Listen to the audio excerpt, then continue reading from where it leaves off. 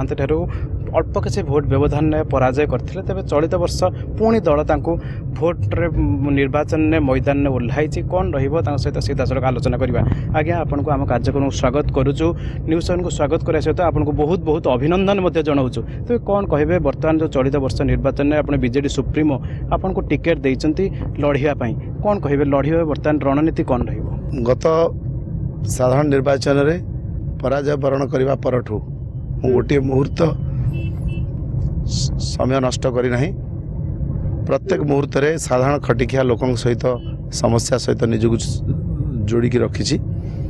ନବୀନ ବାବୁଙ୍କର ବିଭିନ୍ନ ଦାରିଦ୍ର୍ୟ ଦୂରୀକରଣ ଯୋଜନା, ବିକାଶର ଯେଉଁ ଧାରା, ତାକୁ କେମିତି ସାଧାରଣ ଲୋକଙ୍କ ପାଖରେ ପହଞ୍ଚିବ, ସେଥିପାଇଁ ଗତ 5 ବର୍ଷରେ ମୁଁ ଉଦ୍ୟମ ଅବ୍ୟାହତ ରଖିଛି।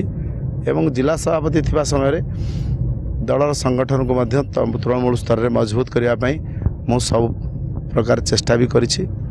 ମୋର ସାଂଗଠନିକ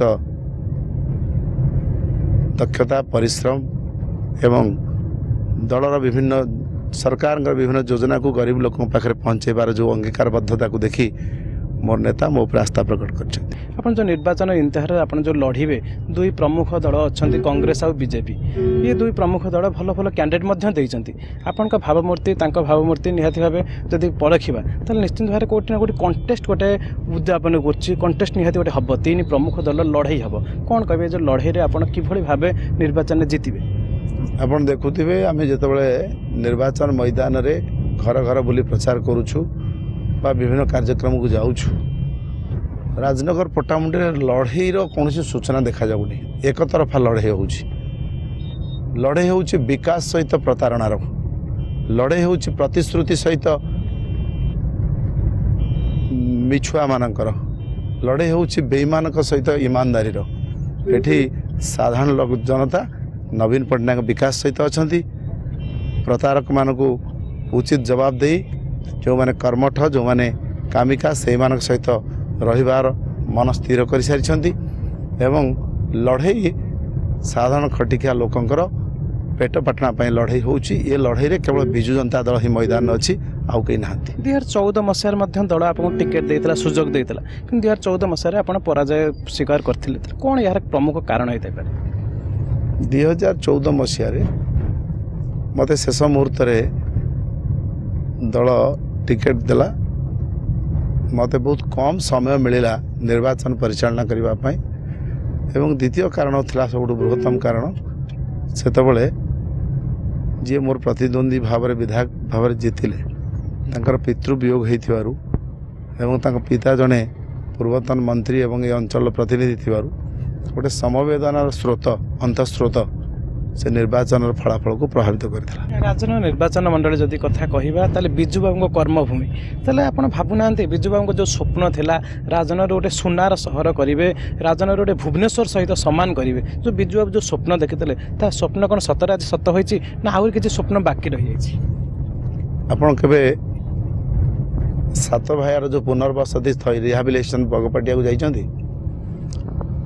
ଗୋଟେ ମରୁଭୂମି ଭଳି ଲୁଣି ପାଣି ମାଡ଼ୁଥିବା ଅଞ୍ଚଳକୁ କେମିତି ନବୀନ ପଟ୍ଟନାୟକ ତାଙ୍କ ହାତର ସ୍ପର୍ଶରେ ସୁନା କରିଦେଇଛନ୍ତି। ଆପଣ ଯଦି ଯାଇଥିବେ ସେଠିକି, ସେଟାକୁ ଦେଖିଥିବେ।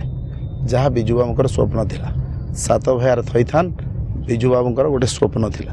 ସେ ସ୍ୱପ୍ନକୁ ସେ 90 ଦଶକରେ କୋଟିଏ ଟଙ୍କା ଅନୁଦାନ ସାଂସନ୍ କରିକି ତାର ଆରମ୍ଭ କରିଥିଲେ, କିନ୍ତୁ ତା ବେଶୀ ବାଟ ଆଗେଇ ପାରିନଥିଲା।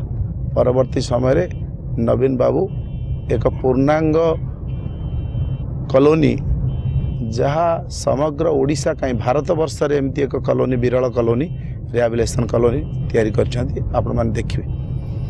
ଏବଂ ତା ସହିତ 2000ରୁ 2019 ଦୀର୍ଘ 19 ବର୍ଷର ଏ ଯାତ୍ରାରେ ରାଜନଗରବାସୀ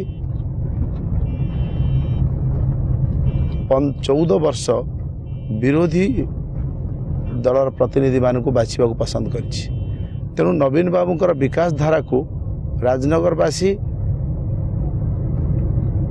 ସାମିଲ କରିନାହାନ୍ତି 14 ବର୍ଷ ଧରି।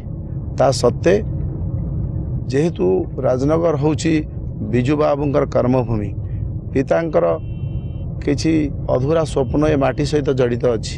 नवीन पट्टनायक राजनगरवासी की से भल पाती जो प्रतिनिधि जी था ना कहीं नवीन पट्टनायक आशीर्वाद राजनगर विकास अनेकांश आगू जाइए जहाँ स्पष्ट बारी हो राजनगर में आपण मैंने बोलिले आम जो रास्तार जाऊे ये रास्ता 10 वर्ष तले जहाँ थिला आज केमिति अच्छी ताहा जेकोसी साधारण लोकटी कहीपर मझे दोष लदी दि जाइए जे आपन को गोटे मारफेड केस रे आपन को दोष लदी दि जाइए विरोधी दल कथा कहतु जेको आप क्लीन चिट आप ये विषय किसी प्रभाव पड़ो कि शुणु आपण मैंने इतिहास पढ़ी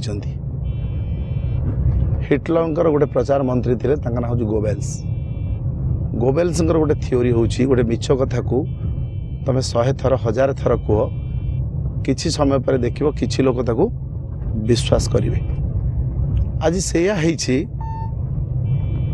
2015 रे गोटे घटी घटना से घटना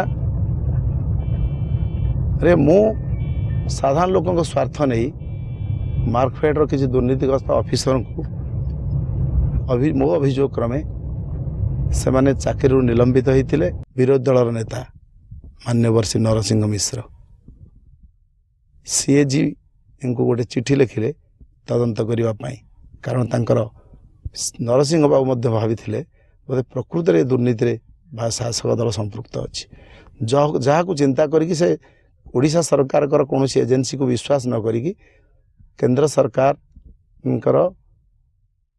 सीएजी संस्था को चिठी लिखिथिले एवं सीएजी जो रिपोर्ट प्रदान कले ताहा नरसिंह मिश्र को मध्य चकित कर देइथिला परवर्ती समय से प्रसंग सी आउ ओहरी जाइछंती पछे आउ से प्रसंग उठे ना कारण से रिपोर्ट रे स्पष्ट भाव में ध्रुव साहूकर कौन संपृक्ति थिबा से रिपोर्ट रे उल्लेख नहीं। राजनगर निर्वाचन मंडली गोटे कृषि भित्तिक निर्वाचन मंडली कृषि उपर निर्भर करती साधारण तेल कृषि उपर एबे भी बहु अवहेलित कृषि भी एबे कृषक एबे भी अवहेलित कृषि उपर बहु जराजन्य अवस्था कृषक मैंने रोचते कृषक मैंने प्रति आउ कौन विकास हो पारे भल हाँ आपड़ जब निर्वाचित हुए से केते ध्यान देवे देखु अतीत जो सरकार मान रहिले आम कृषि और कृषकों एत अवहेला करिसेंती कृषकों मेरुदंड भांगी जाइए नवीन बाबू शासन में अनेक कृषक मान विकास योजना है विजु कृषक कल्याण योजना ठू आरंभ कर कालिया योजना पर्यंत अनेक योजना नवीन बाबू हाथ को नहीं कृषक मान विकास करने आम अंचल गोटे कृषि प्रधान अंचल राजनगर पटामुंडी आमर गोटे बड़ समस्या होची पटामुंडीर उत्तीकण अंचल विस्तीर्ण चाष जमी थिले भी सेठी जलाभाव रही राजनगर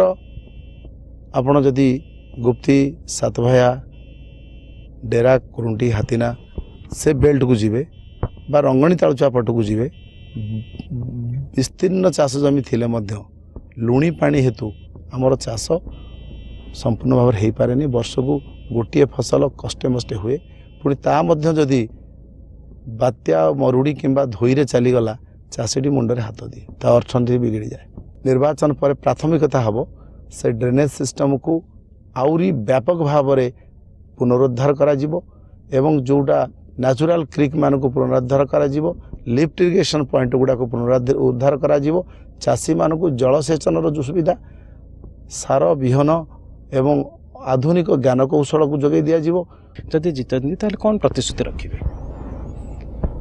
मो राजनगर एवं पटामुंडईवासी को एतिक प्रतिश्रुति देवी मु तांको विश्वास रे केबे विष देवी नहीं केबे तांको प्रतारित करी नहीं नवीन बाबूंकर विकास धारा को 100% आम अंचल सबुठू गरीबरू अति गरीबतम लोकटी पाखे पहुँचापी मु निश्चय उद्यम करी एवं राजनगर पटामुंडई को ओडिशा विकास मानचित्र रे गोटे स्वतंत्र स्थान देवाई मु निश्चित भाव में यत्नशील हेबी। धन्यवाद। तेज आपने शुणी पारे जे आम सहित थे राजनगर विजु जनता दल विधायक प्रार्थी ध्रुव साहू सी बर्तमान संकल्प नहीं आहरी राजनगर निर्वाचन मंडल को विकास पथर आगे ने तेज सबुठ भल कथाटे कहते जे राजनगर निर्वाचन मंडल साधारणवासी से विश्वासघातता करेंगे ना विष देवे ना विश्वास पटामुंडई सरस कुमार रथ न्यूज़ 7।